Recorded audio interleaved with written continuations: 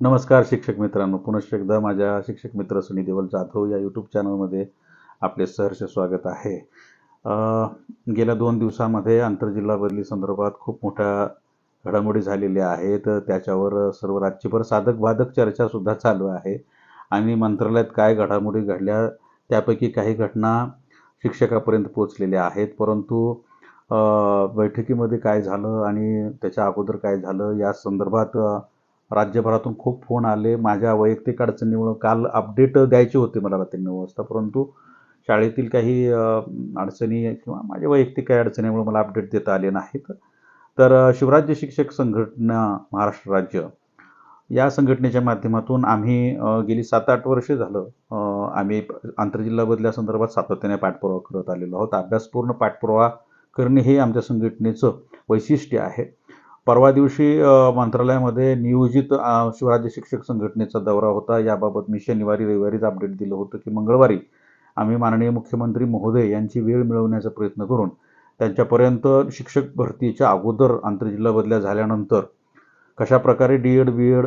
जे उमेदवार आहेत, तरुण आहेत, ज्यांना नोकरी पाहिजे त्या समूहाला देखील लाभ मिळेल, नोकऱ्या मिळतील आणि आंतरजिल्हा बदली ज्यांना पाहिजे त्या शिक्षकांना बदल्या मिळतील अशा प्रकारे पाठपुरावा करून दोन्ही समूहाला न्याय देण्याचा आमचा हेतू होता आणि त्या माध्यमातून आम्ही मंगळवारी शिष्टमंडळ देखील पाठवलेलं होतं.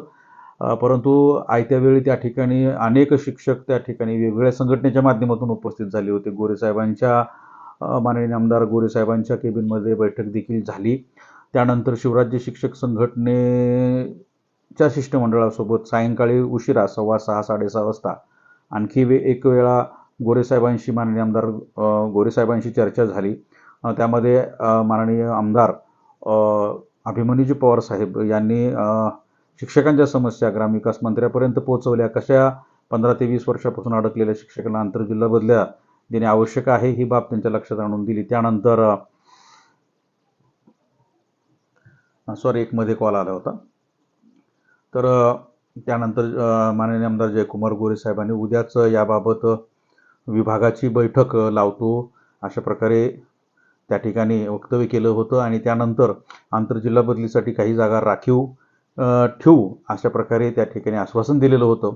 याबाबतचे अपडेट्स माननीय आमदार अभिमन्यू पवार साहेब यांनी त्यांच्या फेसबुक पेजवर सुद्धा दिलेली होती. ते शेअर करून सगळ्या महाराष्ट्रापर्यंत आपण पोहोचवलेली आहे.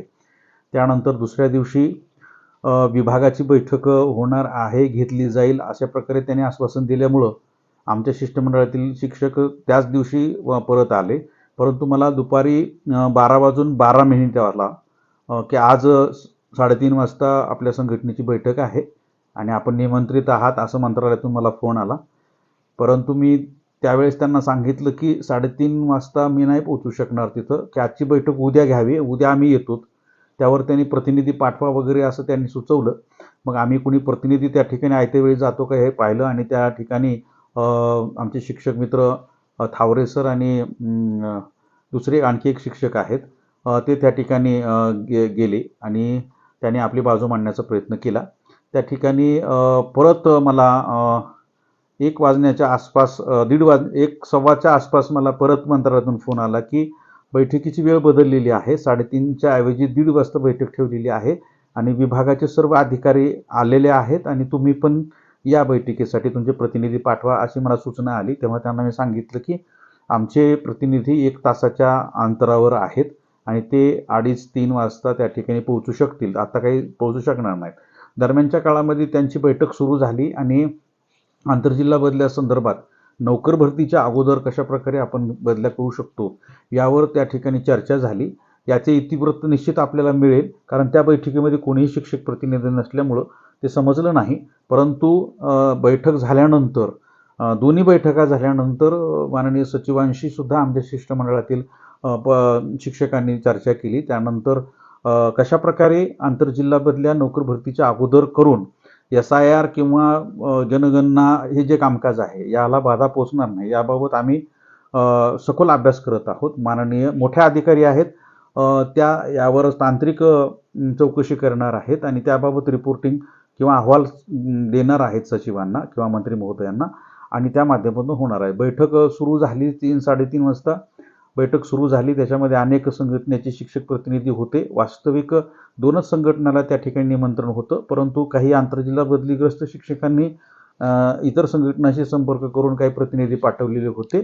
त्या ठिकाणी चर्चा सुरू झाल्यानंतर SIR आणि जनगणना म्हणजे निवडणूक आयोग आणि जनगणना आयोग यांच्या ज्या प्रक्रिया आहेत यांच्या निर्देशानुसार आपल्याला बदली प्रक्रिया राबवता येईल का, किंवा नोकर भरती कोणत्या टप्प्यावर आहे याबाबत चर्चा झाली. त्यावर उपस्थित शिक्षक प्रतिनिधींनी भरती प्रक्रिया ही एकदम वेगवान आहे आणि 2 दिवसामध्ये प्राधान्यक्रम भरायला सुरुवात होणार आहे अशी त्या ठिकाणी वक्तव्य केल्यामुळं त्या ठिकाणी मग हजारो जे बेरोजगार तरुण आहेत यांची नोकरी भरती थांबेल आणि त्यांना भरतीला अडथळा केल्यासारखं होईल. मग आपल्याला SIR किंवा निवडणूक आयोग यांच्या कमिशनच्या नोटीस येतील वगैरे, कारवाईला सामोरे जावं लागेल अशी चर्चा त्या ठिकाणी झाली. त्यामुळं थोडंसं मुद्दा भरकटल्यासारखं झाला.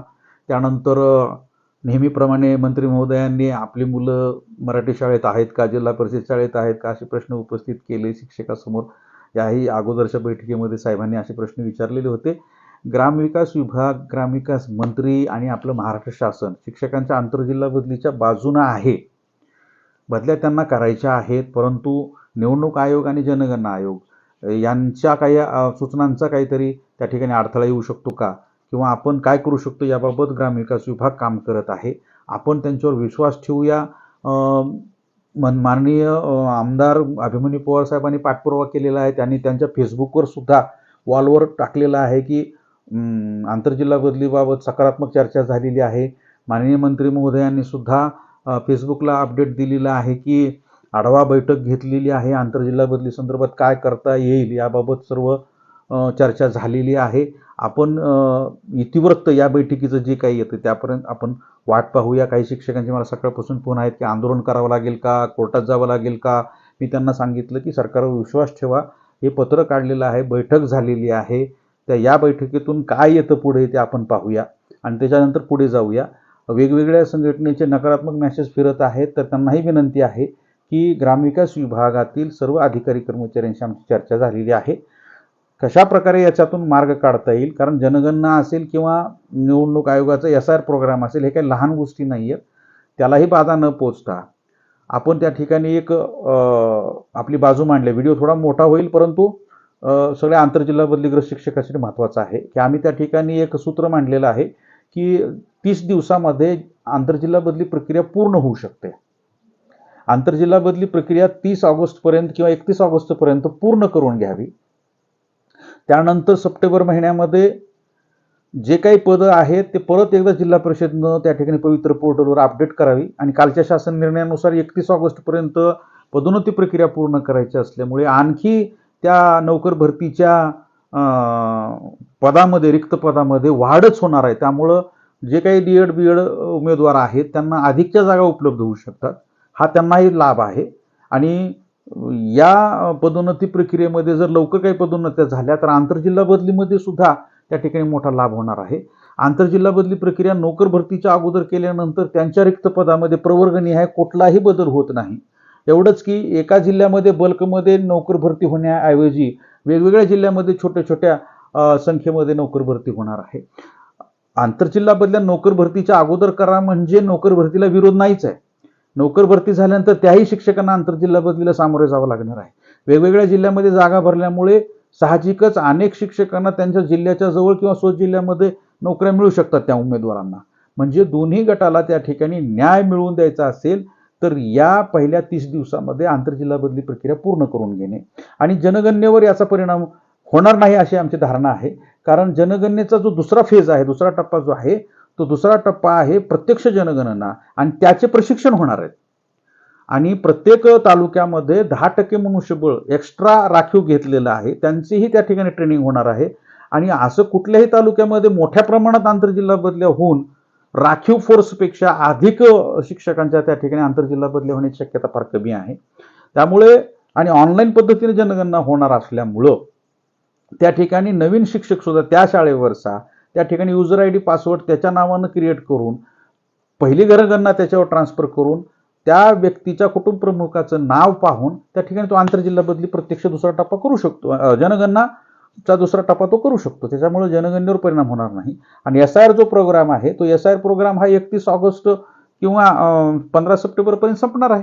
ज्याची आंतरजिल्हा बदली झालेली आहे त्या शिक्षकाला SIR कामकाज पूर्ण केल्याशिवाय कार्यमुक्त करू नये.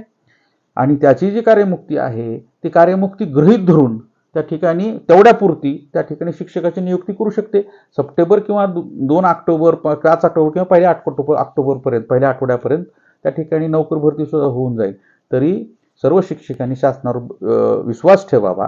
ग्रामविकास विभाग हा किंवा राज्य शासन हा दोन्हीही समूहाला न्याय देण्यासाठी सक्रिय झालेला आहे. कुठलीही बैठक ही निरर्थक होत नसते. त्यात कुठेतरी काहीतरी बेस आहे, आधार आहे, कुठेतरी कुठल्या तरी समूहाला न्याय द्यायचा आहे, मग बैठक होत असते. आजपर्यंत आपल्या हजारो शिक्षकांना आंतरजिल्हा बदल्या ऑनलाईन मिळालेल्या आहेत. आपण आताही आशादायी आहोत. पॅनिक होऊ नका, नकारात्मक पोस्टला बळी पडू नका. मी स्वतः त्या ठिकाणी बैठकीत उपस्थित असलेल्या अनेक शिक्षकाशी संपर्क साधलेला आहे आणि आज सकाळीच आपल्याला त्या विभागाकडून काही कागदपत्राची मागणी झालेली आहे, आपण ती दिलेली आहे. त्यामुळं सकारात्मक राहा, पॅनिक होऊ नका, त्रास करून घेऊ नका. संकट मोठं आहे. आपल्या डोळ्यात देखत शेकडो जागा त्या ठिकाणी जिल्ह्यातल्या नोकर भरतीला जात आहेत. हे पाहून पती-पत्नी एकत्रीकरणातील शिक्षक अक्षरशः नैराश्याच्या गर्तेमध्ये जाण्याची शक्यता निर्माण झालेली आहे. त्यांना मी दिलासा देतो की शासनावर विश्वास ठेवावा, आमच्या शिवराज्य शिक्षक संघटनेच्या पाठीशी उभं राहावं आणि त्या ठिकाणी आपण आंतरजिल्हा बदलीसाठी ताकदीने परत एकदा पाठपुरावा करूया. आणि इनिशिएटिव्ह शासनाने घेतलेला आहे. वाचा आंतरजिल्हा बदलीच्या मुद्द्याला फुटलेली आहे आणि निश्चितून याच्यातून सकारात्मक परिणाम होतील अशी आशा आहे. व्हिडिओ थोडा मोठा झालेला आहे पण स्किप न करता पहा आणि चॅनल सबस्क्राईब केलं नसेल तर कृपया सबस्क्राईब करावे. याच्यातून आपल्याला कुठलाही आर्थिक हेतू नाही, शिक्षकापर्यंत तातडीने सूचना किंवा महत्त्वाच्या घडामोडी पोहोचाव्यात हाच या ठिकाणी या चॅनलचा उद्देश आहे. पुनश्च एकदा आपले खूप खूप आभार. धन्यवाद. थँक्यू.